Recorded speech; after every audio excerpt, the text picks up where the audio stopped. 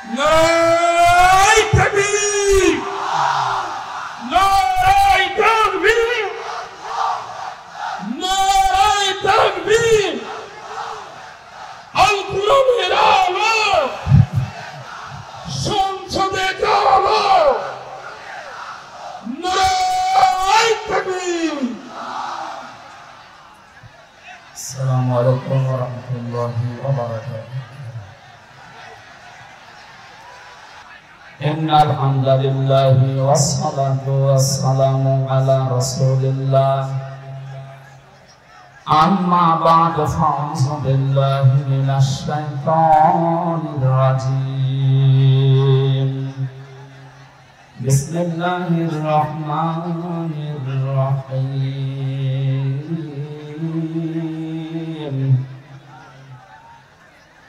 ওয়া নুরিদু আন নামুন্না আলাল্লাযীনা ইসতুضعفوا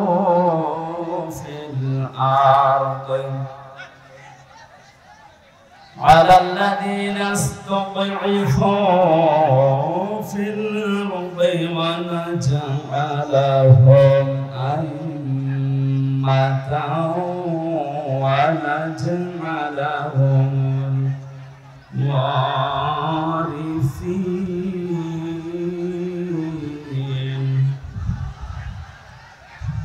সাদাকতা ইয়া রাব্বানা।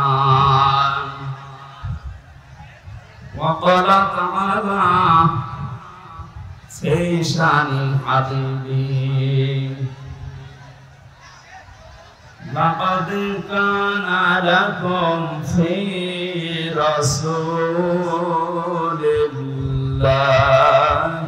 উসওয়াতুন হাসানাহ। উসওয়াতুন হাসানাতুন লিমান কানা ইয়ারজুল্লাহা ওয়াল ইয়াউমাল আখিরাহ ওয়া যাকারাল্লাহা কাসীরা। সাদাকাতা ইয়া রাব্বানা। عن أبي هريرة رضي الله تعالى عنه قال قال النبي صلى الله عليه وسلم من تمسك بسنتي عند فساد أمتي فله أجر 100 شهيد. رواه ابن ماجه. اللهم صل على محمد وآله وصحبه وبارك وسلم.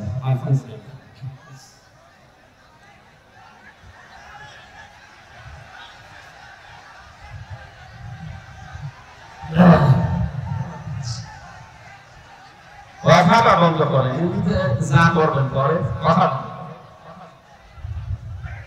এই করা যাবে। আগে থেকে এগুলো না করে এখন বলছেন মানে জোহরের পর থেকে তো অনুষ্ঠান আরম্ভ হয়েছে, কখন আপনি কিছু করতে বলেন, এখন এই ডিস্টার্ব হবে না? এমনিতে সময় আছে 1 ঘন্টা, কথা বন্ধ করা লাগে, এমন কিছু করার নেই। যেখানে যা আছে ওইভাবে থাক, কিছু করার নেই। ঝামেলা করলে 5 মিনিট লস হবে। চুপ করেন। দেখতে না পেলে শুনতে পাচ্ছেন না? ওইভাবে শোনেন। এই অবস্থা কখন বৃষ্টি নেমে যায় ঠিক নেই। বাংলাদেশের ঐতিহ্যবাহী জেলা জামিলনগর কেন্দ্রীয় জামে মসজিদের উদ্যোগে সরকারি আজিজুল হক কলেজ নতুন ভবন ময়দানে মহাবিশ্বের মহাবিশ্বর আমাদের আদর্শ, আমাদের নেতা মুহাম্মদুর রাসূলুল্লাহ সাল্লাল্লাহু আলাইহি ওয়াসাল্লামের জীবনের বিভিন্ন অংশের আলোচনা, বিশেষ করে যে বিষয়গুলো নিয়ে বাংলাদেশ, ভারত, পাকিস্তান এই 3টা দেশে ভেজাল লেগে আছে, আমরা এগুলো নিরসনের জন্য আজকের এই আলোচনার আয়োজন। সিরাতুন নবী সাল্লাল্লাহু আলাইহি ওয়াসাল্লাম এই অনুষ্ঠানে সম্মানিত সভাপতি জামিলনগর কেন্দ্রীয় জামে মসজিদের শ্রদ্ধাভাজন সভাপতি জনাব অধ্যাপক আসম আব্দুল মালিক আতালাল্লাহু উমরাহু ওয়া বারাকাল্লাহু ফি হায়াতি। সহ-সভাপতি স্টুডেন্ট ওয়েলফেয়ার ফাউন্ডেশন বগুড়ার মহাপরিচালক জনাব রেজওয়ানুল ইসলাম, এতক্ষণ পর্যন্ত যারা আলোচনা রেখেছে বিশ্বনন্দিত মুফাসসির কোরআন, ইসলামিক চিন্তাবিদ, বগুড়া জেলার কৃতি সন্তান আলহাজ মাওলানা মুফতি বজলুর রশিদ মিয়া দামাত বারকাতুহুল আলিয়া। এখানে উপস্থিত আছেন জনাব শফিউল আলম শাফি, জনাব অধ্যক্ষ মোহাম্মদ এরশাদুল বারী এরশাদ সাহেব, মঞ্চে বসা অত্র এলাকার সর্বজন শ্রদ্ধাভাজন ব্যক্তিবর্গ। আমি অনেকের নাম জানি না, একবার দোয়া করছি ওয়ারফা'না লাকা যিকরাক, বলেন আমিন। সামনে বসা এই দুর্যোগ মুহূর্তে নিচে কাদা এবং ভেজা, উপরে বৃষ্টি হচ্ছে, এই কঠিন পরিস্থিতিতে নবীদের সিরাত শোনার জন্য যারা এত পাগল, আমার মন ডেকে বলছে বিশ্ব নবী যদি এখন বাংলাদেশে আসতেন, আমার মনে হয় বগুড়ার এই যুব সমাজ হযরতে তালহার মতো জীবন দিয়ে হলেও পাহারা দিতে। এই দৃশ্যটা আল্লাহ যেন আরশ থেকে দেখে এই জেলার মানুষদেরকে বিশ্ব নবীর আশিক হিসাবে কবুল করে। দল মত জাতি বর্ণ ধর্ম নির্বিশেষে মুহাম্মদ রাসূলুল্লাহ সবার জন্য রহমত ছিলেন। সেই হিসাবে তার আদর্শ, তার জীবনী শোনার জন্য সবাইকে আমরা আহ্বান জানিয়েছি। যারা এসেছেন এই মানুষগুলোকে নিয়ে আমাদের মালিকের দরবারে শুকরিয়া জানাচ্ছি, আলহামদুলিল্লাহ। বাংলাদেশ দ্বিতীয়বার স্বাধীন হওয়ার পরে আমরা শুনছিলাম ঘোষকের মুখ থেকে বৈষম্য বিরোধী ছাত্র আন্দোলনে যারা জীবন দিয়েছে, আপনাদের এই পাশে বিভাগ রংপুর, এটা তো রাজশাহী বিভাগের ভেতর, পাশের বিভাগ রংপুরের কৃতি সন্তান বীর সন্তান শহীদ আবু সাইদ, কিছুদিন আমি আগে গিয়েছিলাম তার কবরে। তার বাবা বলছিল যে ছোটবেলা থেকে প্রতিবাদী, মুসলমানদের এইটাই হওয়া উচিত। আমরা তো বিড়ালের জাতি না, আমরা সিংহের জাতি, আমরা প্রতিবাদী। প্রতিবাদ বন্ধ হয়ে গিয়েছিল, এজন্য 15.5 বছরে সালেমরা যা ইচ্ছা তাই করছে। প্রতিবাদ আমাদের অব্যাহত থাকবে। শহীদ আবু সাইদ মীর মুগ্ধর মতো কেউ যেন আর কিয়ামতের আগে বাংলার চেয়ারে কোন জালেম বসতে না পারে ইনশাআল্লাহ। এত আরামের জিনিস ছেড়ে দেওয়ার পরে অনেকের মাথা খারাপ হয়ে গেছে, আমরা দেখতে পাচ্ছি। এক লোক ঊর্ধ্বশ্বাসে দৌড়াচ্ছিল, ছেলের সাথে দেখা রাস্তায় ডাক দিয়ে বলছে, আব্বা তুমি কোথায় যাও? বলে ওরে ভাই চুপ কর। ভাই মানে বাড়িতে যে বলছে, আম্মা আমি আর দুনিয়ায় বাঁচবো না। কেন? আব্বা আমাকে রাস্তায় মানুষের সামনে ভাই বলে ডাক দিয়েছে। মহিলা বলছে, কি এত বড় ক্ষমতা তোর বাবার? ও বাড়িতে আসে।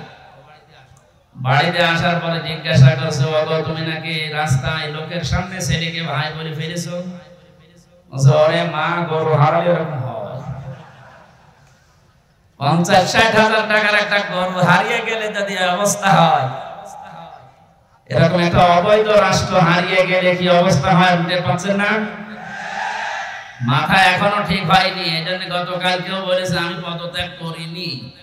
পদত্যাগ করিনি এই ভিডিও কি বানানো নাকি? রাষ্ট্রপতি নিজেই বলছে উনি আমার কাছে পদত্যাগ পত্র জমা দিয়ে গেছে, আর আপনি বলছেন করেননি। এত লোভ আপনার ক্ষমতার। বোঝা যাচ্ছে গরু হারালে মানুষের মাথা যেমন খারাপ হয়ে যায়, আপনারও মনে হয় খারাপ হয়ে গেছে। এজন্য ওনার ছেলে পরশুদিন স্ট্যাটাস দিয়েছে, আমার মার মাথা খারাপ, ওনার কথা আপনারা কিছু মনে করবেন না। তার আগের দিনে স্ট্যাটাস দিয়েছে, জয় সাহেব দেশের মানুষ আমার মাকে কুকুরের মতো তাড়িয়ে দিয়েছে। কি সুন্দর সুন্দর স্ট্যাটাস, সুবহানাল্লাহ বলে। সুতরাং শোকে দুঃখে যারা উল্টাপাল্টা বকছেন, জালেমদের দোসর এখনো যারা এই দেশে ছড়িয়ে ছিটিয়ে আছে, তাদেরকে সাহস জোগাতে অনেকে বসে চট করে ঢুকে পড়বো, আসেন। কত মানুষ অনেকের চামড়া দিয়ে ডুবডুবি বাঁচাবে বলে বসে আছে। বিশেষ করে আবু সাইদের মা, আপনাকে যদি পাই সত্যি আপনার এক টুকরা চামড়া ওর লাগবে। বহু মানুষ এরকম যারা অনেক কিছু হারিয়েছে, আশায় আছে। আমরা দেখতে পাচ্ছি এদেশের অনেকে এখন একটু সুর লাগিয়েছে যে ওনাদেরকে সামনে আনতে দিন।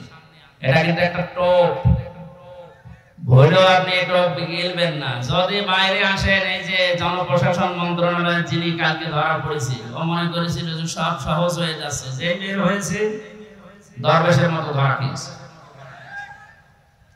আশা করছি আপনি ভুল করবেন না।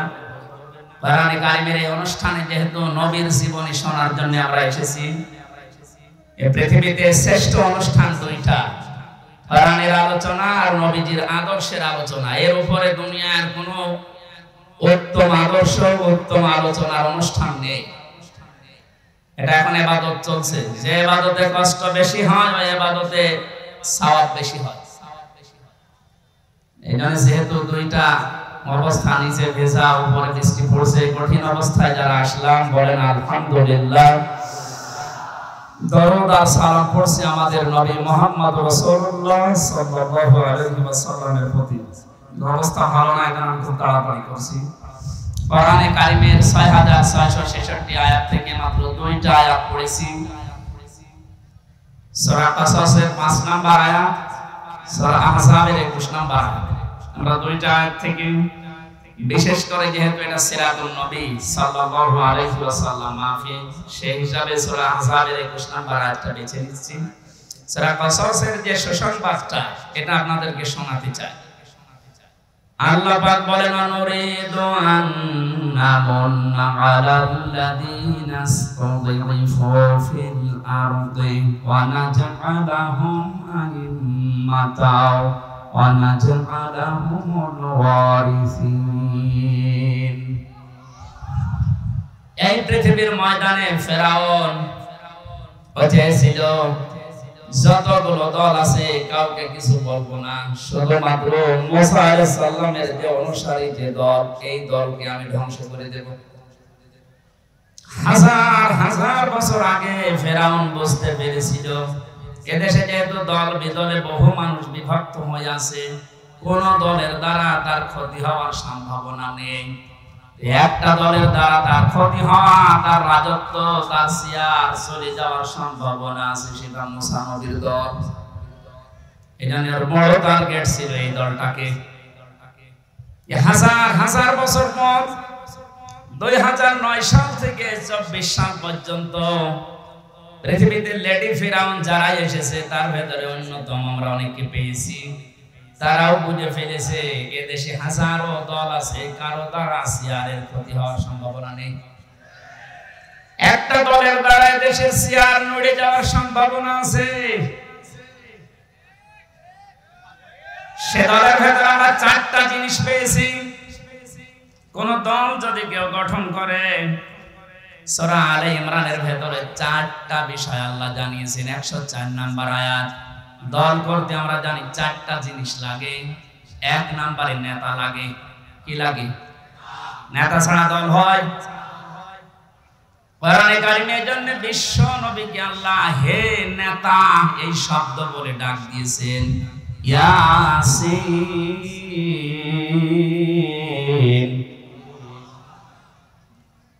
রাসূল মুফাসসিরিন আব্দুল্লাহ ইবনে আব্বাস রাদিয়াল্লাহু তাআলা আনহু তাফসিরে কাবিরের ভেতরে বর্ণনা পেয়েছি আমি। ইয়া মানে হে, সিন মানে সাইয়েদ। সিন শব্দের তিনি 5টা ব্যাখ্যা দিয়েছেন। আর রাসূল মুফাসসিরিন নবীর আপন চাচাতো ভাই আব্দুল্লাহ ইবনে আব্বাস তিনি বলেন সিন মানে সাইয়্যিদুল আলামিন, সিন মানে সাইয়্যিদুল বাশার, সিন মানে সাইয়্যিদুল কাওনাইন, সিন মানে সাইয়্যিদুল আম্বিয়া, সিন মানে সাইয়্যিদুল মুরসালিন। আলামিন দিলেন কেন? শুধুমাত্র এই জগতে না, যত জগৎ আল্লাহ বানিয়েছে, যত গ্রহ উপগ্রহ আছে, যেখানে আপনি বাস করেন না কেন, আপনাকে মুহাম্মদুর রাসূলুল্লাহকে নেতা মানা লাগবে। যে নেতা এই শব্দটা শুনলে অনেকে রাজনীতি মনে করে। এটা শুধু রাজনীতি না, এটা আখিরাতের সাথে জড়িত বিষয়। কারণ মানুষকে মরণের পরে আল্লাহ যখন বিচারের জন্য ডাকবেন তখন একা ডাকবেন না, ডাকবেন নেতা সহ। ইয়াউমা নাদউ কুল্লা উনাসিন বিইমামিহিম। সূরা বানী ইসরাঈলের ৭২ নম্বর আয়াতের প্রথম অংশে আছে আল্লাহ পাক বলেন কিয়ামতে প্রতিটি মানুষকে আমি আল্লাহ আমার সামনে বিচার করার জন্য ডাকবো তার নেতার সাথে। ও বগুড়াবাসী, আগে নেতা পেছনে কর্মী। আপনার বিবেকে কি বলে বলেন তো? আপনি এই পৃথিবীতে যে নেতার আদর্শ মানেন, যার পেছনে স্লোগান দেন, ওই লোকটা যদি সামনে থাকে আপনি যদি পেছনে থাকেন, ওর যা সরাত সিরাত, ওর যা চরিত্র আপনি তো সবই জানেন। আপনার কি মনে হচ্ছে আল্লাহ পাক যদি ওর সামনে দেখে আপনাকে পেছনে দেখে, আপনার যা ভালো আছে আছে, ওর যা অবস্থা আল্লাহ মাফ করবে বলে মনে হয়? ওরে দেখে তো আল্লাহ রাগ হয়ে যাবে। অনেকে মনে করে জানবে নামাজ পড়ি, রোজা রাখি, আমার দাড়ি আছে, পাগড়ি আছে, জুব্বা আছে, আমি নবীর মিলাদ পড়ি, হজ করে আসলাম, আমার বউ পর্দায় থাকে, এরপর আল্লাহ জাহান্নামে দেবে। কেন দেবে একটু শোনেন। সূরা আরাফ ৮ নাম্বার পারার ২০ নাম্বার পৃষ্ঠার ৩ নাম্বার লাইনের ৮৩ নাম্বার আয়াতে আছে ফানজাইনাহু ওয়া আহলাহু ইল্লা মারাতা কানাত মিনাল গাবিরিন। আল্লাহ পাক বলেন দুইজন ফেরেশতাকে আমি পাঠিয়ে দিলাম হযরত হুদ আলাইহিস সালামের জামানায়, দুইজনকে লূত আলাইহিস সালামের জামানায় আসরের সময় পাঠিয়ে বললাম আপনার উম্মতদেরকে নিয়ে আপনি এখান থেকে চলে যান, মাগরিবের সময় আল্লাহর গজব এখানে নাযিল হবে, সবাইকে নিয়ে যাবেন, কিন্তু ইল্লা মারাতা আপনার স্ত্রীকে নেবেন না। বগুড়াবাসী খুব খেয়াল করে মিলা, প্রশ্ন আসতে পারে আমাদের যে হুদ লূত নবীর স্ত্রীর চরিত্র খারাপ ছিল না? পৃথিবীর কোন নবীর স্ত্রীর চরিত্র খারাপ ছিল না, কারণ কোন হারাম রক্তের ভেতরে আল্লাহ নবীদের রক্ত প্রবেশ করার নাই। কারণ প্রতিটি নবী এই পৃথিবীতে নেতা ছিলেন,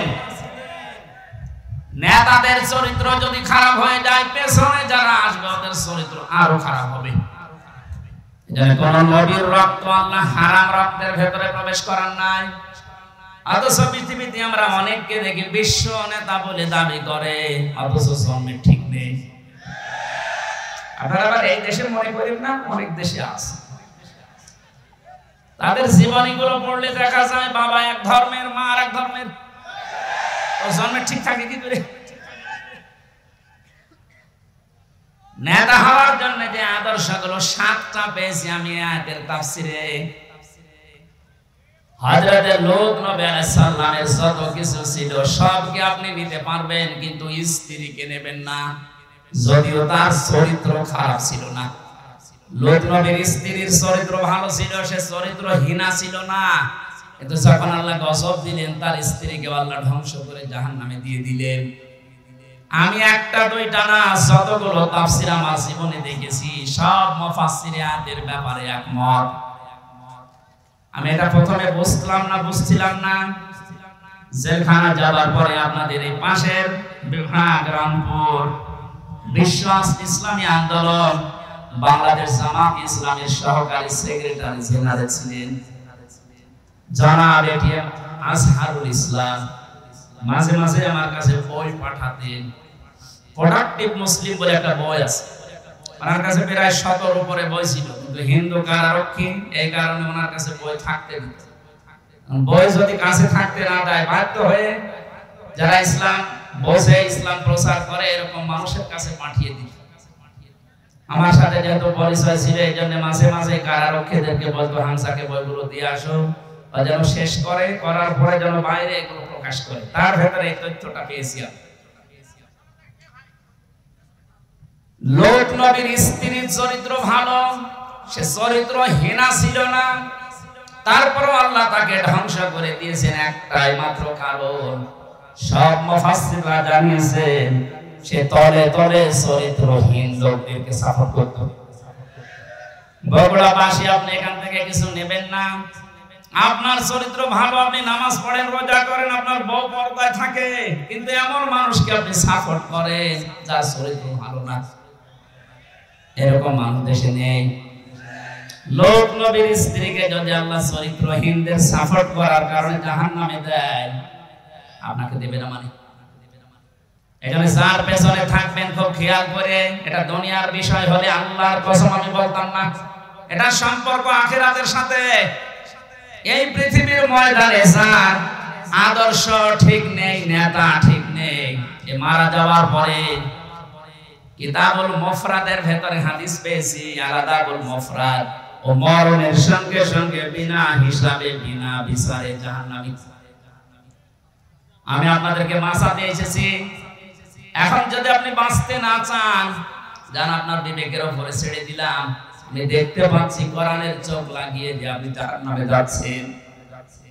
আসেন, ফিরে আসেন। এখনো পশ্চিম থেকে সূর্য ওঠে নাই, এখনো পর্যন্ত তওবার দরজা বন্ধ হয়ে যায়নি। ফিরে আসেন, এটা দুনিয়ার বিষয় না। বগুড়াবাসী বহু ভালোবাসি আপনাদের, এটা দুনিয়ার বিষয় না, এটা আখিরাতের সাথে সম্পৃক্ত। আপনি ধরা খাচ্ছেন। সাইয়্যিদুল বাশার আল্লাহ দিয়েছেন, সাইয়্যিদুল আলামিন দিয়েছেন। যদি বলেন আমি বগুড়ায় না, আমি কুষ্টিয়ায় বাস করি, কুষ্টিয়া কি পৃথিবীর ভেতরে না? শুধুমাত্র 228টা রাষ্ট্র নিয়ে পৃথিবী গঠিত। এখান থেকে আরো শত গ্রহ আছে। কেউ যদি বলে আমি মঙ্গল গ্রহে বাস করি, ওইটা কার? কেউ যদি বলে চাঁদের দেশে বাস করি, ওইটা কার? ওখানে আপনাকে নবীকে নেতা মানা লাগবে। ইয়াতানাজ্জালুল আমরু বাইনাহুন্না, প্রত্যেকটি জায়গায় আল্লাহর বিধিবিধান নাজিল হচ্ছে ওই সৃষ্টি দেখে দেখে। কেউ যদি বিজ্ঞান মঙ্গল গ্রহে নিয়ে যে বলে আমি এখানে বাস করব, আমি আর পৃথিবীতে যাব না, আপনাকে ওখানে যতদিন বসবাস করবেন বিশ্ব নবীকে আদর্শ নেতা মানা লাগবে। না মানলে আপনি জাহান্নামে। দল করতে প্রথমেই নেতা লাগে। আমাদের যে নেতা আমরা পেয়েছি পৃথিবীর শ্রেষ্ঠ নেতা, এর চাইতে বড় নেতা দুনিয়ায় আছে? আর আমরা যাবো চরিত্রে 2 নম্বরে লাগে আমরা জানি সংগঠন। পৃথিবীতে বহু সংগঠনের নাম আমরা পেয়েছি। বাংলাদেশ জামাতে ইসলামী, এর ভেতরে যে শব্দগুলো দিয়ে গঠিত আপনি তাকান। অনেকে বলে মওদুদি বানিয়েছে, আরে শয়তান বানিয়েছে। যে আপনি লক্ষ্য করেন শব্দের দিকে, জামাতে ইসলামী, ইসলামের দল, এর চাইতে আর সুন্দর জিনিস কি থাকে? এই শব্দটা নেওয়া কোরআনে কারীমের সূরা আলে ইমরানের 104 নম্বর আয়াতের প্রথম অংশ থেকে। ওয়ালতাকুম মিনকুম উম্মাতুন, এই যে শব্দ থেকে। 3 নম্বরে লাগে আমরা দেখেছি প্রতীক লাগে। এই পৃথিবীর সর্বশ্রেষ্ঠ প্রতীক হচ্ছে দাড়িপাল্লা। আপনি বাংলাদেশের হাইকোর্টে যান, সুপ্রিম কোর্টে যান, দেখবেন একটা দাড়িপাল্লা টাঙানো আছে। কথা বলেন, কেন টাঙিয়েছে সরকার? এ বাংলার 18 কোটি মানুষকে বোঝাতে চায় যে বাংলাদেশের বগুড়া জেলার ম্যাজিস্ট্রেট কোর্ট, জজ কোর্ট থেকে যদি তোমরা ন্যায় বিচার না পাও, হাইকোর্টেও যদি না পাও, সুপ্রিম কোর্টে এসে দেখো দাড়িপাল্লা টাঙানো আছে। এখানে পাল্লা একদিকে ঝুলে যাওয়া না, একেবারে সমান্তরাল। তার মানে সরকার বাংলার মানুষকে বোঝাতে চাচ্ছে যে এখানে আসলে ন্যায় বিচার পাওয়া যাবে। যে প্রতীক দিয়ে আমাদেরকে আপনি দেখাচ্ছেন যে এখানে ন্যায় বিচার কায়েম হয়, এই প্রতীকের মানুষগুলো যদি সত্যি সত্যি ওই জায়গায় যেতে পারে, ন্যায় বিচার কত প্রকার কি কি আপনি চোখে দেখতে পাবেন। বাংলাদেশ জামাত ইসলামীর কেন্দ্রীয় আমির, আমার তো মনে হয় আমার চোখে দেখা, আমি জেলখানায় ওনার সাথে যতদিন ছিলাম আমি দেখেছি তার ঈমান, তার আমল, তার আখলাক, এমনকি তার যে তাওয়াক্কুল আল্লাহর উপরে, যে ইখলাস নিয়ে তিনি কাজ করেন, এটা জীবিত ওলি একজন। এই মানুষটা ঘোষণা দিয়েছে বাংলাদেশে অনেকে মেয়েদেরকে বোঝাচ্ছে, শ্বশুর ভয় দেখায় যে ইসলাম যদি ক্ষমতায় যায় তোমাদেরকে ঘরবন্দি করে ফেলবে। মানে ঘোষণা দিয়েছে ইসলাম যদি সত্যি বাংলার ক্ষমতায় যায়, মেয়েরা এমন কথা বলতে বাধ্য হবে যে কিয়ামত পর্যন্ত ইসলাম বাংলাদেশে থাক। আপনি একটু দিয়ে দেখেন না কেন? প্রতীক যখন টাঙানো দেখে বলছেন যে না এটা ন্যায় বিচারের প্রতীক, এই প্রতীক যদি সামনে আসে আপনি হাতের কাজ করবেন তো? বলেন, এটা তো রাজনীতি। হ্যাঁ, এটা যদি রাজনীতি মনে করেন এটাই রাজনীতি, এর বাইরে রাজনীতি করা যায় নেই। কারণ এর বাইরে আপনি এই দাড়ি পাল্লার বাইরে যত রাজনীতি ৫৫ বছরে দেখলেন না। দাড়ি পাল্লার বাইরে আমরা যা দেখলাম, দেখতে বেশি অধিকাংশ গুলো দুর্নীতিতে ভরা। গত কয়েকদিন আগে বাংলার এক নাস্তিক অধ্যাপক আনিসুর রহমান আল্লাহকে বিশ্বাস করে না, কিন্তু এই দেশের দাড়ি পাল্লাওয়ালা মানুষগুলোকে দেখে সে ঘোষণা দিয়েছে ৫টা বছর যদি এদের হাতে এ দেশের ক্ষমতা তুলে দেওয়া যায়, দেশ থেকে দুর্নীতি ঝাঁটিয়ে বিদায় করবে। নাস্তিক হয়ে বুঝলো, আর আপনি এখন উল্টা পাল্টা ধারণা করেন। ৪ নম্বরে লাগে আমরা দেখেছি শুধু অফিস একটা লাগে। আমাদের যে অফিস আছে এই পৃথিবীতে, আমাদের অফিসের নাম হচ্ছে মসজিদ। আমাদের অফিসের নাম কি? দুঃখজনক হলো সত্য, ৫ তারিখ আগস্টের পর থেকে আজকের এই ১৫ তারিখ, ১ মাস কয়েকদিনের ভেতরে বগুড়া না হলেও বাংলার বহু জেলাতে আমরা দেখতে পাচ্ছি অনেকে এখন মসজিদে আল্লাহর কোরআনের কথা, তাফসীরের কথা বলে। ১৫.৫ বছরে এত বড় বড় জালেমরা পর্যন্ত সাহস পায়নি যে মসজিদে আল্লাহর কথা বলা যাবে না, কিন্তু এই ১ মাসে ৮-৯ দিন আমরা দেখতে পেলাম। খুব দুঃখ লাগছে এদের আচরণ দেখে। কারা এরা আমরা জানি না। কোরআনে কারীম আপনাদের সম্পর্কে জানিয়েছে, ওমান আসলামু মিম্মান মানাআ মাসাজিদাল্লাহি আইয়ুযকারা ফিহা ইসমুহু ওয়া সামা ফি খারাবিহা ইলা আখিরি আয়াত। সূরা বাকারা প্রথম নাম্বার ১২ নাম্বার পৃষ্ঠা ৪ নাম্বার লাইনের ১১৪ নাম্বার আয়াতের প্রথম অংশে আছে। তাফসীরে ফি জিলালিল কোরআনে মুফাসসির সাইয়্যিদ কুতুব রাহমাতুল্লাহ আলাইহি ব্যাখ্যা করতে গিয়ে লিখেছেন, আল্লাহ তাআলা বলেন এই পৃথিবীতে বড় জালেম যদি দেখতে চাও, আমি আল্লাহর দৃষ্টিতে সবচাইতে বড় জালেম ওই লোকটা যে লোকটা আল্লাহর ঘর মসজিদে তার কথা, তার আলোচনা, তার কোরআনের কথা বলতে নিষেধ করে বাধা দেয়। এখানে বড় জালেম আমরা দেখতে পাচ্ছি বিদায় নিয়েছে, কিন্তু এখন যারা আছেন এই জুলুমের নিজেকে জড়িয়ে আপনি বড় জালেমের খাতায় যাবেন না। আল্লাহর ঘর মসজিদ এই দেশে পৃথিবীতে আল্লাহর বান্দা যারা দাবি করে তাদের জন্য এটা অফিস। কথা বলেন, দল করলে যেমন অফিসে যাওয়া লাগে, আমরা এমন দল করি যে ৫ বার আমাদের আল্লাহর অফিসে যাওয়াই লাগে, না গেলে আপনি আর ও দলে থাকতে পারবেন। সুতরাং আমরা যেটা বোঝাতে চাচ্ছি, নেতা এই শব্দটা শুধু দুনিয়ার সাথে যদি আপনি মনে করেন যে দুনিয়ার বিষয় নেতৃত্ব না, এটা আখিরাতের সাথে সম্পৃক্ত। আল্লাহ নিজে ডাক দিয়েছেন নবীকে, হে নেতা। এই শব্দ দুনিয়া আর কাউকে আল্লাহ দেন না। সুতরাং আল্লাহর ঘোষণা দেওয়া নেতা দুনিয়ায় কয়জন বলেন? তাকে বাদ দিয়ে যদি অন্য কাউকে আপনি নেতা মানেন, আপনি লিখে নিতে পারেন আপনি জাহান্নামী। সেই মহান নেতার আদর্শ শোনার জন্য সিরাতুন নবী দিয়েছেন। এই কিছুক্ষণ আগে দেখলাম মিলাদুন নবী পালন করার জন্য অনেকে মিছিল নিয়ে যাচ্ছে। আমি মিলাদুন নবীর বিরুদ্ধে না, কিন্তু শুধু মিলাদ নিয়ে কেউ যদি আনন্দে থাকেন, নবীর সিরাত আর আদর্শ আপনার কাছে যদি মুখ্য না হয়, আপনিও নবীর চাচা আবু তালেব আর আবু লাহাবের মতো জাহান্নামী। নবীর চাচা আবু তালেব, আবু লাহাব বিশ্ব নবীকে ভালোবেসেছে কম না, তারা নবীর মিলাদে খুশি ছিল। মিলাদ মানে জন্ম, মিলাদ মানে কি? এত বেশি খুশি হয়েছে আবু লাহাব, নিজের 2 আঙ্গুল দিয়ে যে মহিলা এসেছিল সুয়াইবিয়া, তাকে আজাদ করে দিয়েছে। আবু তালেবের জীবনী পড়েন, নিজের সন্তান আলীকে কাছে রাখতো না, ভাতিজা মুহাম্মদ রাসূলুল্লাহকে বুকে নিয়ে ঘুমাতো। এত বেশি ভালোবাসা দিয়েছিল এই 2 চাচা খালি নবীর সামনে। কিন্তু নবীজি যখন বললেন, ইয়া আম্মি আবি তালিব, লা ইলাহা ইল্লাল্লাহ হাজ্জুল লাকা ইনদাল্লাহি ইয়াউমাল কিয়ামাহ, রাহুল বুখারী।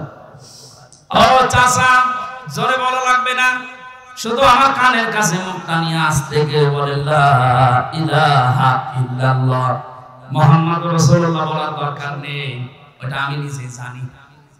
আপনি শুধু আল্লাহর একাত্মবাদের ঘোষণাটা দিয়ে যান, জোরেও বলবেন না, আমার কানের কাছে মুখ নিয়ে একটু আমাকে শোনান, আমি সাক্ষী থাকি কিয়ামতের দিন আপনাকে আমি আল্লাহর কাছে ঝগড়া করে জান্নাতে দিয়ে দেব। পাশে দাঁড়িয়েছিল আবু সেহেল আর আবু লাহাব, আবু সুফিয়ান ডাক দিয়ে বলে, নেতা পড়বা, এতদিন বাপ দাদার ধর্ম অনুসরণ করলে এখন ভাতিজারে নতুন ধর্ম অনুসরণ করে গ্রহণ করে কলঙ্কিত হবা, মানুষ তোমাকে কাপুরুষ বলবে, ভীরু বলবে, বদনাম হবে তোমার। আবু তালেব ওই দিন বলেছিল, মুহাম্মদ ভাতিজা আমার, আমি তোমাকে ভালোবাসি, তোমার জন্মের পর থেকে আমি খুশি, কিন্তু তোমার এই আদর্শটা আমি মানতে পারলাম না, তুমি আমাকে মাফ করে দিও। মাফ করার মালিক কি নবীজি না আল্লাহ? আরো জোরে বলেন। আমি সংক্ষেপ করছি এই কারণে দুইজন চাচার জীবনী আমি পুরা পড়েছি। নবীর জন্মে এত খুশি যারা ছিল, দেখলেন নাকি বললাম, কিন্তু দুইজনই জাহান্নামী। দুইজনে কি বলেন বলেন? একজনের পায়ের নিচে শুধু একটু ফিতা লাগিয়ে দেবে জাহান্নামের, মাথার মগজ পর্যন্ত টকবক করে ফুটতে থাকবে। আর আবু লাহাব জাহান্নামী, এটা আল্লাহ কোরআনে কারিমে সূরা লাহাব তার নামে নাযিল করে জানিয়েছেন, সায়াসলা নারন যাতা লাহাব। বলেন নাউযুবিল্লাহ। বগুড়াবাসী সিস্টেম অপর পৃষ্ঠায় দেখুন, আরো দুইজন চাচার নাম আমরা জানি, একজন হযরতে আমির হামজা আর একজন হযরতে আব্বাস রাদিয়াল্লাহু তাআলা আনহুমা। এই দুইজন চাচা শুধু নবীর জন্মের সময় খুশি ছিল তা না, আমরা নবীর আদর্শ পেয়েও খুশি ছিল। একজন চাচা হযরতে আব্বাস নবীর আদর্শ পেয়ে খুশি, তার প্রমাণ তার মুখের কথা, মান সাকাত আমাল ঈমান মা রাদিয়া বিল্লাহি রাব্বা ওয়া বিল ইসলামি দীনা ওয়া বি মুহাম্মাদির রাসূলিল্লাহ সাল্লাল্লাহু আলাইহি ওয়াসাল্লাম নাবিয়্যা ওয়া রাসূলা। রাহু মুসলিম। হযরত আব্বাস বলেন, কেউ যদি ঈমানের স্বাদ পেতে চায়, সে যেন আল্লাহকে রব পেয়ে খুশি থাকে, ইসলামকে জীবন ব্যবস্থা পেয়ে খুশি থাকে, আর মুহাম্মাদুর রাসূলুল্লাহকে নবী এবং রাসূল স্বীকার করে খুশি থাকে। তিনি যে রাসূলের আদর্শ পেয়ে খুশি ছিলেন, এই কথাই তার প্রমাণ। আরেকজনের দিকে তাকান, হযরতে হামজা রাদিয়াল্লাহু তাআলা আনহু।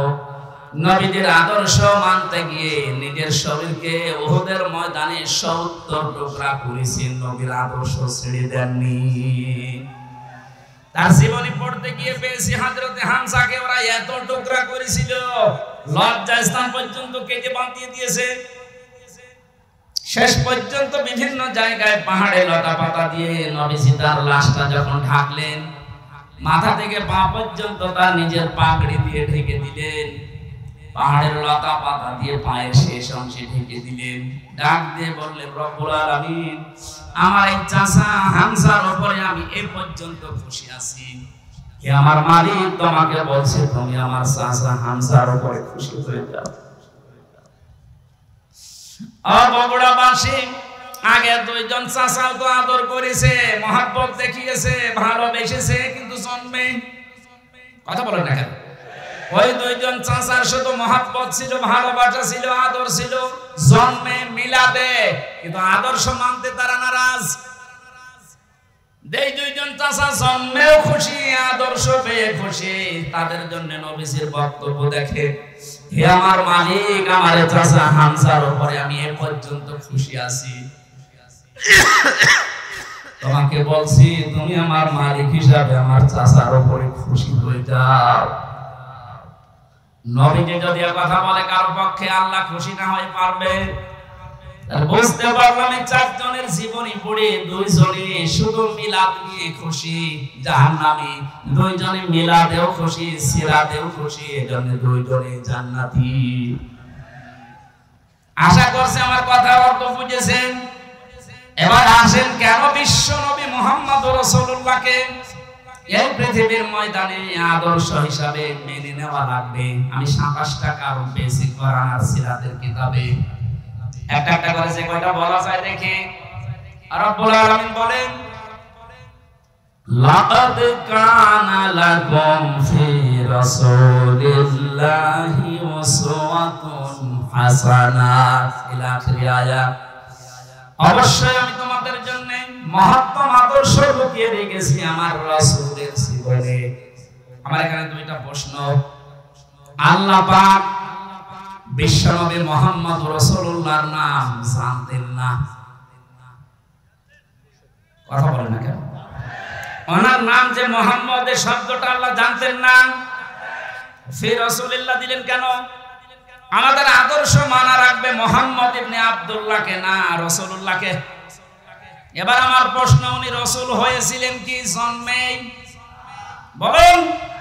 যিনি উনি পৃথিবীর সর্বপ্রথম নবী, শেষ নবী, এই কথা আমরাও মানি, কিন্তু ঘোষণা দেওয়া হিসাবে উনি কিন্তু 40 বছরে নবুয়ত পেয়ে ঘোষণা হয়েছে।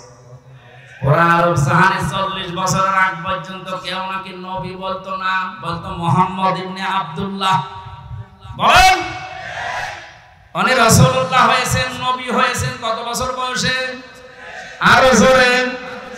এর আগে পুরা আরব সাহানে ওনাকে নাম দিয়েছিল মুহাম্মদ ইবনে আব্দুল্লাহ আস-সাদিক আল-আমিন। আজ বাংলাদেশ সহ বিশ্বের বহু জায়গায় আমরা দেখতে পাচ্ছি অনেকে বলছে আমরা নবীওয়ালা কাজ করি। এই কথাটা প্রতারণা। আপনি করছেন নবীওয়ালা কাজ না, আপনি করছেন মুহাম্মদ ইবনে আব্দুল্লাহর কাজ। কারণ মুহাম্মদ ইবনে আব্দুল্লাহ 17 বছর বয়সে হিলফুল ফজল শান্তির সান্ধ্য গঠন করার মাধ্যমে ভালো ভালো কাজের আঞ্জাম দিয়েছিলেন। কথা বলেন কেন? তিনি মানুষকে ভালো কথা শোনাতেন, ভালো কথা বলতেন, মানুষের বিপদে এগিয়ে যেতেন। এই কাজগুলো করেননি? সিরাত ইবনে হিশাম দেখেন, এই কাজগুলো তিনি করেছিলেন। কি বুঝলেন এখানে? আপনিও যে কাজগুলো করেন এগুলো কিন্তু মুহাম্মদ ইবনে আব্দুল্লাহর কাজ। আর রাসূলুল্লাহর কাজ কি? তিনি যেই দিন রাসূল হচ্ছেন তার মানে 40 বছর বয়সে, ওই দিনই জিবরাইল তাকে বলেছিল ইকরা। তিনি বলেছিলেন মা আমি কারিয়ান পড়তে পারি না। 3 বার বলার পর যখন বললেন আমি পড়বো না, পড়তে পারি না, এত ধরে চাপ দিয়েছিলেন। 4র্থ বার তিনি বললেন ইকরা বিসমি রাব্বিকাল্লাযী খালাক। নবীজি জিবরাইলের সঙ্গে সঙ্গে 5টা আয়াত পড়েছিলেন। প্রশ্ন আসতে পারে প্রথম 3 বার পড়লেন না কেন? জবাব হচ্ছে 3 বার জিবরাইল শুধু ইকরা পড়েছিলেন, যে পড়ো পড়ো। নবীজি প্রশ্ন করলেন ভাই জিবরাইল আমি পড়বো কি? বারবার যে আমাকে পড়তে বলেন, আমি কি পড়বো? যখনই বলেছে বিসমি রাব্বিকা, রবের নামে পড়ো, তখন আমি আর থামি নাই, আরম্ভ করেছি। কিয়ামত পর্যন্ত আমার উম্মত যারা আসবে তাদেরকে শিক্ষা দিয়ে গেলাম, পড়াশোনা যদি করতে হয় রবের নামে পড়া লাগবে। এই 15.5 বছরে অনেক পড়া পরিবর্তন হয়েছে না হয়নি? ঢাকা বিশ্ববিদ্যালয় থেকে ইকরা বিসমি রাব্বিকাল্লাযী খালাক এই মনোগ্রাম বাদ দিয়েছে। কবি নজরুল ইসলাম কলেজ থেকে ইসলাম বাদ দিয়েছে। ইসলামী বিশ্ববিদ্যালয় কুষ্টিয়া রব্বি জিদনি ইলমা এইটাও বাদ দিয়েছে। যত জায়গায় যত কিছু বাদ হয়েছে 15.5 বছরে নবীর উম্মতেরা এখন যেহেতু দায়িত্ব পাচ্ছে, আহ্বান জানাবো এগুলো সব যেন ফিরিয়ে নিয়ে আসা হয়। কারণ রব ছাড়া আমরা পড়তে চাই না। রবের নাম বাদ দিয়ে যে পড়া হয় ওটা পড়া না। এক কথা বুঝতেছে? এখন প্রশ্ন আসতে পারে অন্যান্য দেশ এত উন্নতি করে, তারা কি রবের নামে পড়ে? উন্নতি হয়েছে কিন্তু অবনতিও আছে। আমি সিঙ্গাপুর, মালয়েশিয়া সব কতগুলো দেশ ঘুরে আসলাম, ওদের যে চরিত্র আমি দেখে এসেছি। বাকি যে দেশগুলোর নাম বললাম না, ফ্রি সেক্সের দেশ, লেখাপড়া ওরা আমাদের তাতে কম করে নাই। রাস্তার ধারে দাঁড়িয়ে মা বাবার সামনে জেনা করছে, এ কি মানুষ না কুত্তা? হ্যাঁ বলেন। রবের নামে যদি আপনি পড়াতে পারতেন, এখানে মা বাবা আর বড় ভাই যারা আছেন দায়িত্বে, আমি আপনাকে গ্যারান্টি দিচ্ছি 3টা বছর আপনি কোরআনের শিক্ষা যেখানে দেওয়া হয়, এই তালিমুল কোরআন অথবা যে ক্যাডেট মাদ্রাসা যায় বলেন, এখান থেকে 3টা বছর পড়িয়ে নেন।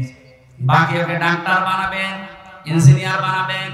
যারা শাহাবুদ্দিন সাহেব ওনার ছেলেকে বানিয়েছে ইঞ্জিনিয়ার, আর একটা ইঞ্জিনিয়ার, এইরকম আপনি তুলে দেন, কোনো অসুবিধা নেই। 3টা বছর কোরআনের শিক্ষা দিয়ে দেন, 2টা গ্যারান্টি আপনাকে আমি দিলাম, জীবনে এই ছেলে কোনোদিন নেশা করবে না।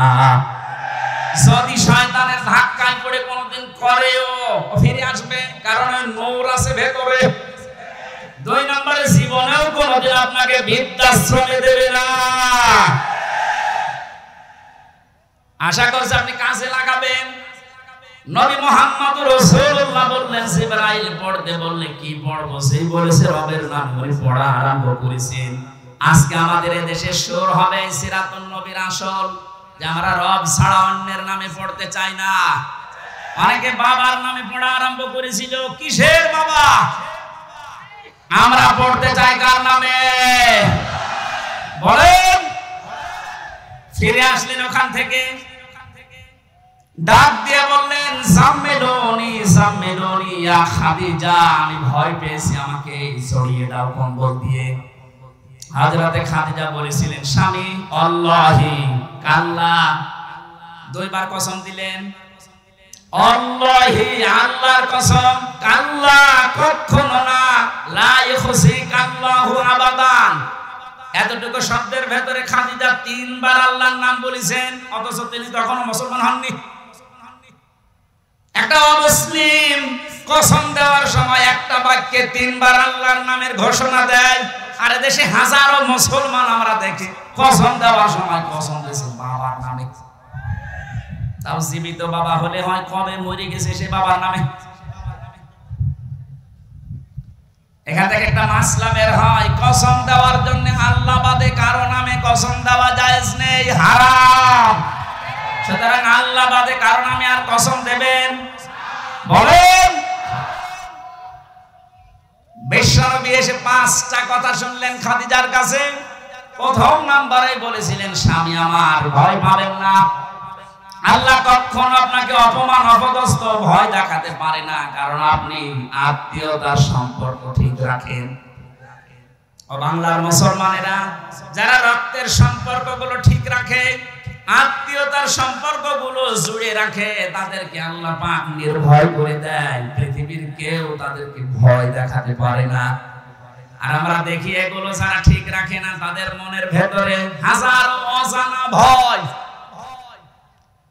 জেলে যাওয়ার আগে একবার মাহফিল থেকে আসার সময় পুলিশ গাড়ি থামিয়ে আমার বসে, হুজুর বুকে ফু দিয়ে দেন। কেন? দায়িত্ব পালন করতে গিয়ে দেখি হঠাৎ তাল গাছের ভেতরে কি যেন নড়ে উঠলো। আমি ভয় পেয়েছি। তুই তো ভয় পাবি, কারণ মানুষকে ঠেকায় আর মানুষের অধিকার নষ্ট করে, হক নষ্ট করে, উল্টা পাল্টা টাকা কামাই করে। যারা মানুষের অধিকার নষ্ট করে না, হক নষ্ট করে না, রক্তের সম্পর্ক ঠিক রাখে, তাদের ভেতর থেকে আল্লাহ অজানা ভয়গুলো দূর করে দেয়। মেয়েরা যারা এসেছেন, সম্মানিত মা বোনেরা, হাদিস বলছে, কোন মেয়ে লোক যদি চায় যে আমার স্বামী বেশি দিন বেঁচে থাক, আমার স্বামীর হায়াত বেড়ে যাক, তার সম্পদ বেড়ে যাক, তার সম্মান বেড়ে যাক, সে যেন স্বামীকে বারবার তাকিদ দেয়, স্বামী তুমি যা করো করো, কিন্তু সম্পর্কগুলো ঠিক রাখো। তোমার মায়ের সাথে, বাবার সাথে, বোনের সাথে, ভাইয়ের সাথে, ফুফুর সাথে, চাচার সাথে, আমার গুলো যদি নাও করো, অন্তত এইগুলো সম্পর্ক ঠিক রাখো। কিন্তু 100টার 98টা পরিবারে আজ বাংলাদেশে বোর কারণে আমরা এই রক্তের সম্পর্কগুলো ঠিক রাখতে পারি না। কারা কারা পারছেন না হাত করেন তো? একজন। আমার মনে হয় ওয়াজ করা ঠিক হলো না।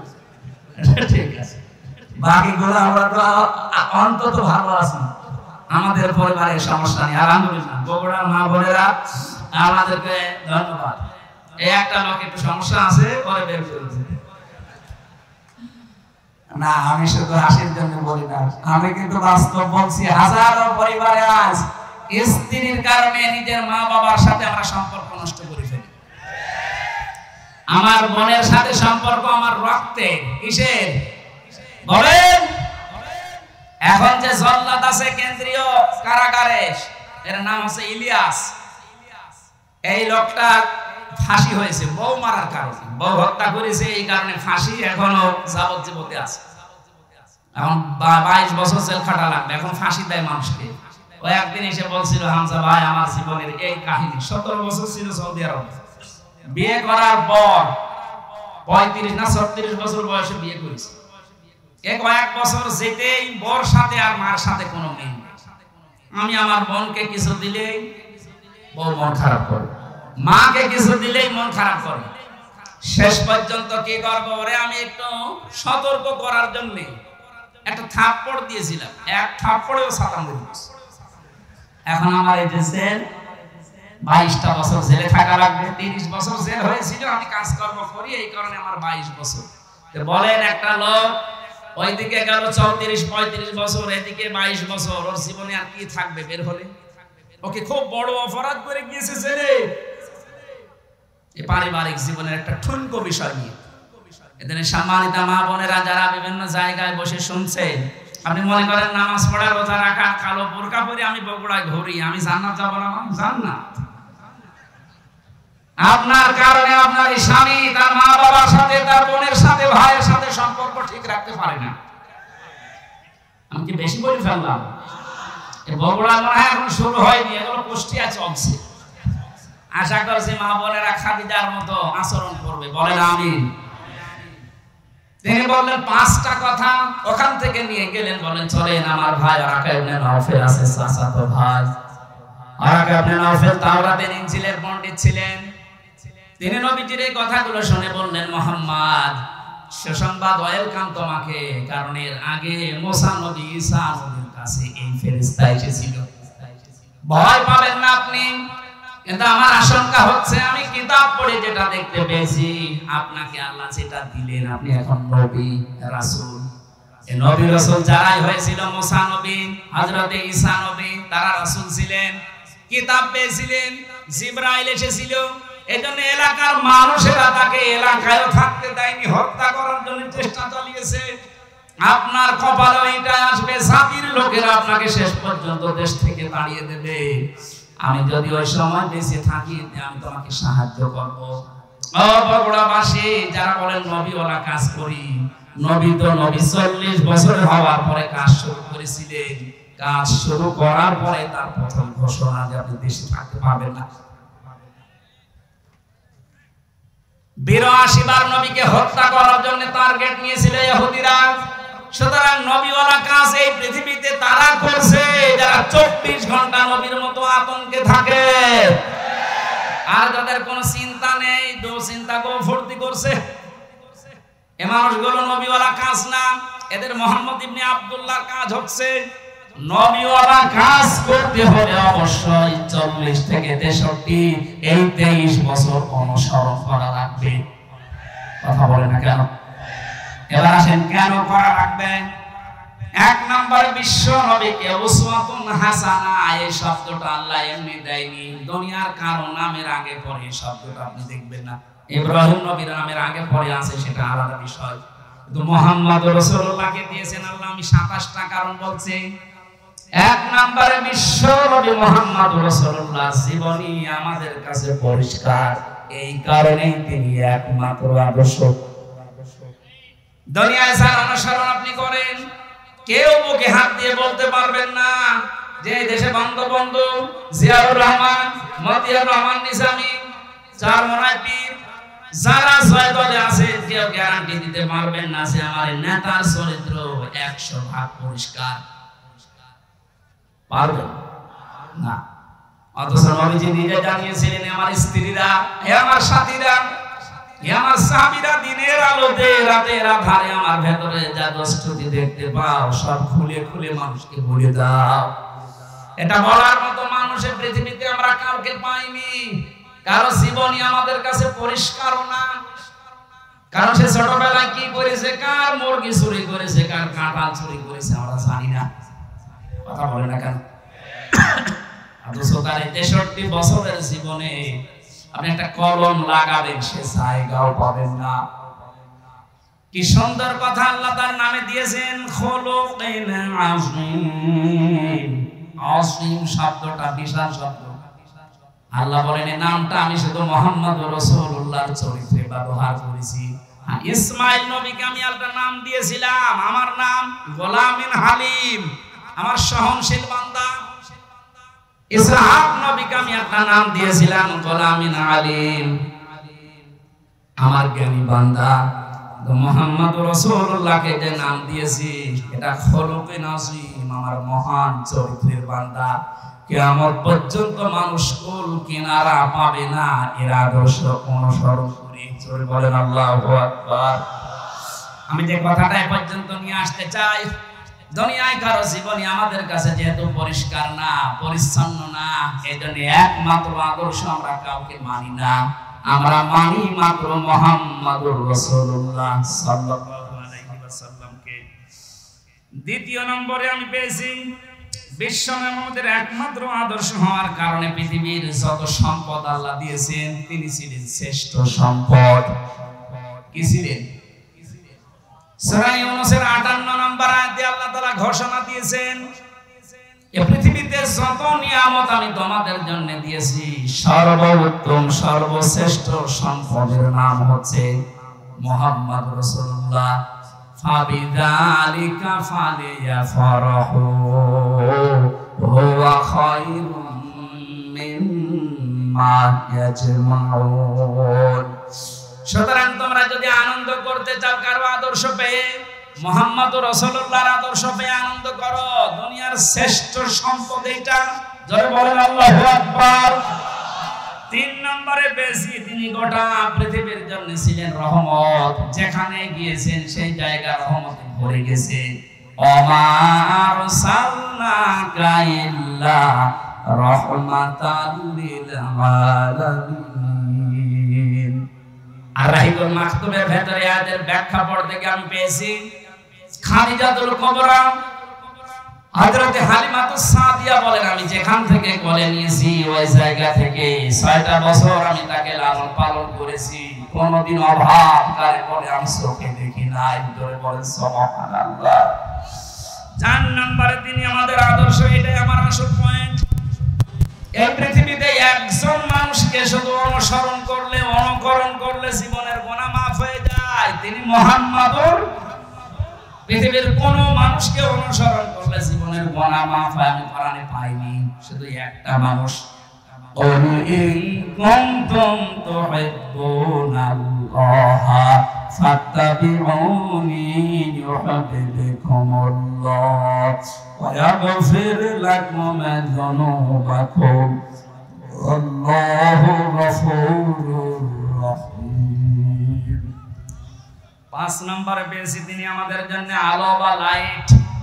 আলো লাইট নিয়ে মানুষ যেমন চলতে ফিরতে সহজ হয়, বিশ্ব নবীর আদর্শ কার কাছে থাকলে তার জীবন চলা আমার আল্লাহ সহজ করে দেয়।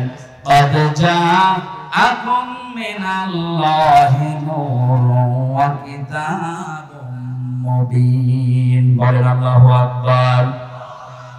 6 নম্বরে পেয়েছি তিনি শুধুমাত্র আমাদের নেতা না, আদর্শ না, তিনি রাসূলদের নবীদের নেতা ছিলেন।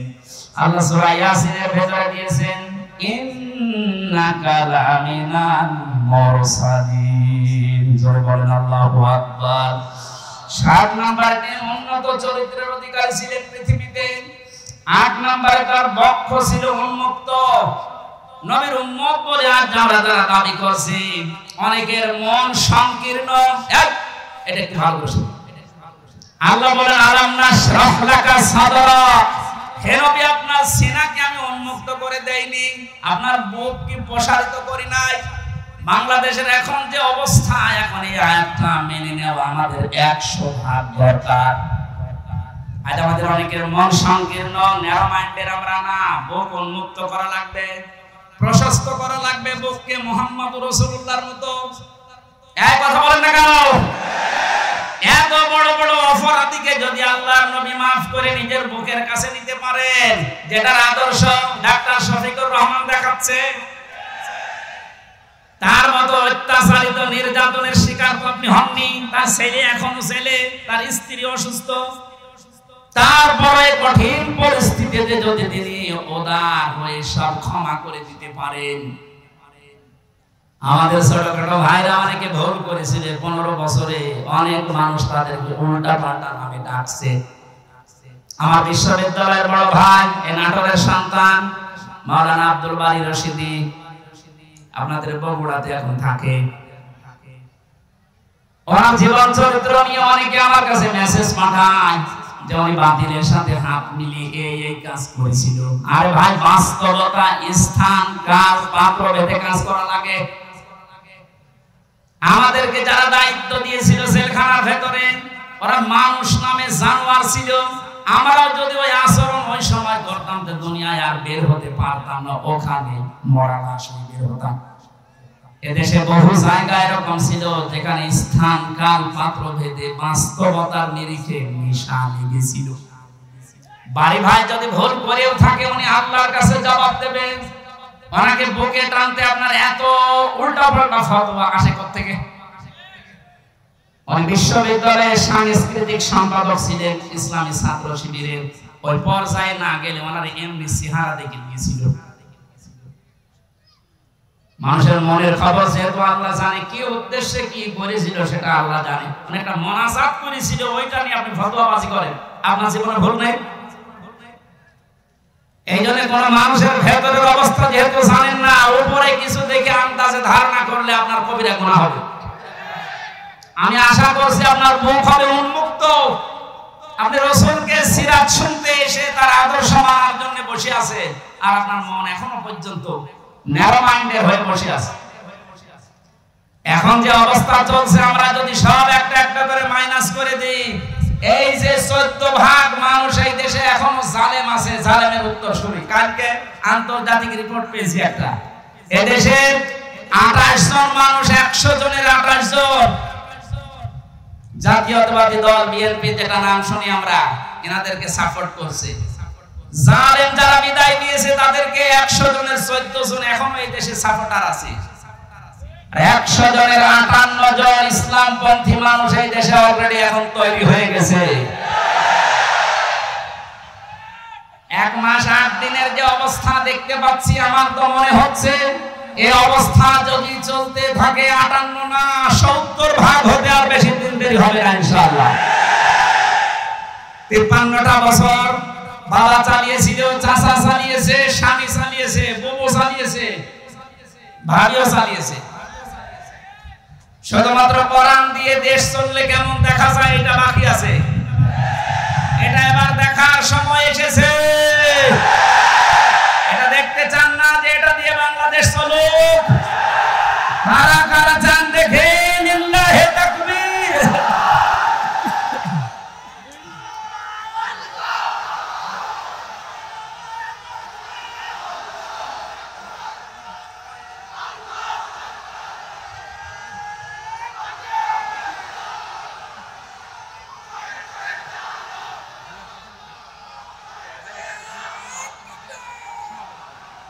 সম্মানিত ভাইরা, আমি যতগুলো নোট করেছিলাম, এত কয়েক ঘন্টা লাগার কথা, 27 টাকা বল চলছে 7টা। এখন পুরাটা বলতে গেলে আপনাদের এখন মাগরিবের আযান হবে। এরপরে আজকে আমার সিরাজগঞ্জের মাহফিল আছে, এসব পরে এই মাহফিলটা আসলে আপনাকে বজলুর রশিদ মিয়া আমার চাচা জোর করে নিয়েছেন। আমার যেহেতু মাহফিল আজকে 2টা ছিল, আর আমি পারছি না, কারণ ভেতরে থেকে যা খাওয়াইয়েছে ওরা, আমিও পারি না, আপনারা ছাড়েন না, আল্লাহু আকবার এরকম হয়ে যাচ্ছে। আমার একটু বাঁচিয়ে রাখেন, যে গরু দিয়ে চাষ করে খাবে, গরু যদি মরে যায় অন্তত আমার একটু ছাড় দেন। আমি পুরাটা শেষ করতে পারলাম না। আগামীতে কোনো জায়গায় আব্দুল বারী রশিদি, আব্দুল সালাম জর্দিবাদী, এদের মাধ্যমে কয়েকটা মাহফিল নিয়েছে আপনাদের আশপাশে। যেখানে আসবো ইনশাআল্লাহ ওখানে একটু আগে আগে তুলে দেবেন, কথা বলবো। আজকের মতো মাফ চেয়ে বিদায় দিচ্ছি। সভাপতি সাহেব একটু সালাম দেবেন, এরপরে মোনাজাত করে আমরা বিদায় দিচ্ছি।